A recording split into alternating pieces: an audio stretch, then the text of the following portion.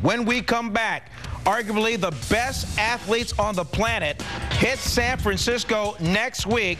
The 31st Escape from Alcatraz Triathlon is back a week from Sunday. That's June 5th. That's a 1.5-mile swim, an 18-mile bike ride, an 8-mile run on top of that. Right. But that swim in the San Francisco Bay, as I turn to our guest, Jennifer Purdie. Jennifer, she writes for Inside Triathlete magazine.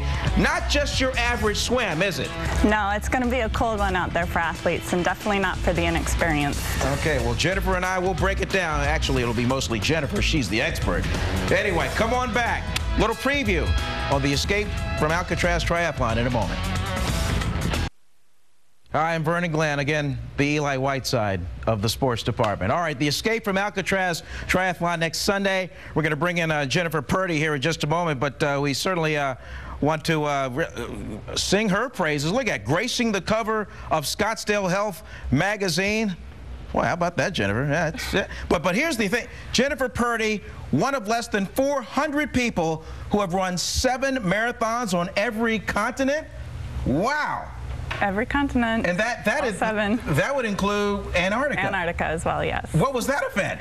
That was really hard. That was one of the hardest races I've ever done. It took about 2.5 hours longer than a typical marathon. And as I understand, in the last 3 years, you've run 3 marathons on 3 different. In 2.5 years, I've done all 7 on every continent. So. In the last 3, what? Chile. I did one in Peru, South Africa, and China were my recent ones. Wow. I mean, you could just strut around and go, hey, I've done marathons I'm and all. not fast, though. That's the thing. That's okay. That's okay. You got through it. the finish line. That's all that Absolutely. matters. Hey, let's talk about this event here. I mean, it's not the Ironman, but still, I mean, it's a big race. Though. Yeah, it's iconic. And from it's the Hornblower, right. Just off of Alcatraz Island. And as I understand it, it's not like a straight line like zip right to Crissy Field. No, athletes will be swimming in an L formation. They actually jump off the ferry, and a ferry will take them out, and 2,000 athletes will jump off the ferry within 6 minutes. They'll start the race, and they'll swim heading a bit towards the marina, and then sideways right next to the marina, and then they'll get out. And then they have about a 1/2 mile run into the transition area to get their bikes. Not that I want to get all Sigmund Freud about it, but give me the mindset of an athlete. I mean, you got to be, I don't want to say you got to be nuts, but I mean, come on. Triathletes are very type A personality and very self-motivated. There's not a lot of glory, especially if you're not a pro. So it's really just about crossing the finish line and doing something that you love. They're all very passionate about the sport. But what's inside them? I mean, what drives them? Crossing the finish line. Really, it's a challenge, and you want to see what your body can do. And so they sign up for a race like this that puts them in 55-degree water and swimming 1.5 miles in very cold water. Now, we have mentioned that you're the senior editor for Inside Triathlon magazine, so you don't just write about it. I mean, you've actually done it. I haven't done Escape from Alcatraz. I'm very jealous of the athletes who get to do it next weekend, but I do participate in triathlons.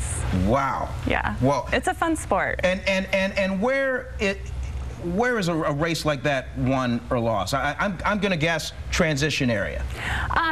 Well, usually, I mean, if you're one of the top folks. Yeah, the top folks. Triathlons usually favor strong cyclists because that's usually the longest part of a triathlon. But the Escape from Alcatraz can favor the strong swimmers because it's such a long swim. 1.5 miles is actually a really long swim for a triathlon. So swimmers do have an advantage in this race. Yeah, in about 10-15 seconds, Hunter Kemper, Leanda Cave, they're the defending champions. Are they the ones to beat? Sure, of course. They're going to have the hunger to come back and defend their titles, so hopefully we'll see them do it. Yeah, I know Leanda a little bit. She's a 3-time champion. She's coming back for a 4th. And all right, she looks good. She just won in Knoxville a couple weeks ago, so she's coming off a really strong win. So hopefully we'll see her do it again. All right, well, thanks for a few seconds. June 5th, next Sunday, the 31st renewal